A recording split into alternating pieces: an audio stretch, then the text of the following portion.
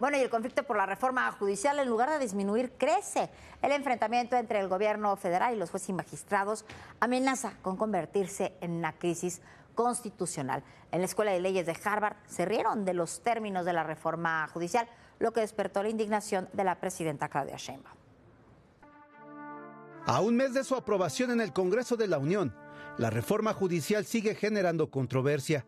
Esta vez fue durante un foro en la Universidad de Harvard, donde el ministro Alfredo Gutiérrez Ortiz Mena explicó ante académicos y jueces estadounidenses los requisitos para llegar a ser impartidor de justicia o magistrado.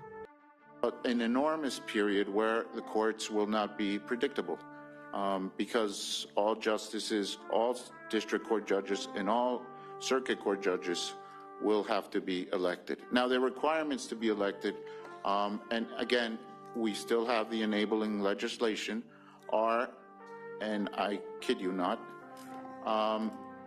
having a 3.0 grade point average. Our Constitution says that now. And 5 letters of recommendation from your neighbors. If you have those, if you meet those requirements, you can be proposed to the Supreme Court. La reacción llegó desde la conferencia matutina de la presidenta Claudia Sheinbaum. Pero sería bueno que la Escuela de Harvard hiciera una investigación sobre la corrupción en el Poder Judicial mexicano. Y cómo en México se toma una decisión que existe en Estados Unidos.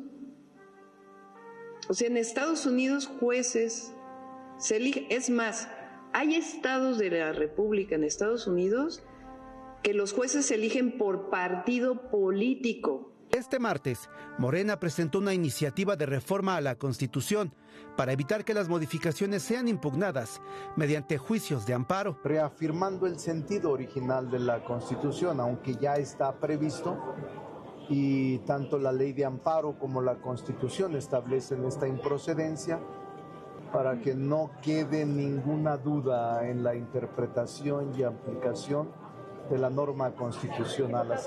Además, Morena y sus aliados plantean declarar improcedentes las controversias constitucionales o acciones de inconstitucionalidad que se presenten. Esto ocurre en medio de que el ministro Juan Luis González Alcántara Carrancá aceptó a trámite 5 de esas acciones que tienen como finalidad impugnar la reforma hecha con base en la iniciativa que envió a la Cámara de Diputados el expresidente. Pese a haber aceptado dichas acciones, el ministro González Alcántara negó frenar la reforma al Poder Judicial. Dijo que lo que procede es elaborar el proyecto correspondiente que deberá presentar al resto de ministros del Pleno de la Suprema Corte de Justicia para análisis, discusión y votación.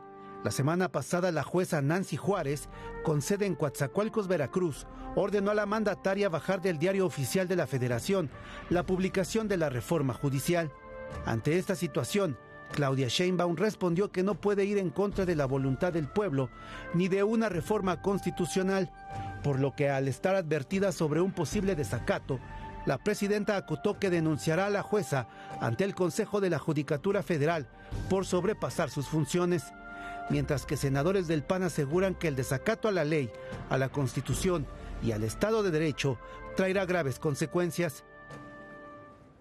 Bueno, varias precisiones. El que le contó a la presidenta Sheinbaum que en Estados Unidos se eligen los jueces desde hace años, le mintió o le dijo una verdad a medias, que a veces las verdades a medias son peores que las mentiras. Se eligen ciertos jueces para temas muy concretos, sobre todo del ámbito civil, pero por supuesto que no se eligen jueces federales, ni se eligen magistrados, ni mucho menos los de la Suprema Corte. Es mentira, lisa y llanamente, no es verdad. Se ríen los de Harvard, no porque le quieren faltar el respeto a México, se ríen de lo que dice Ortiz Mena, en eso no cambió nada.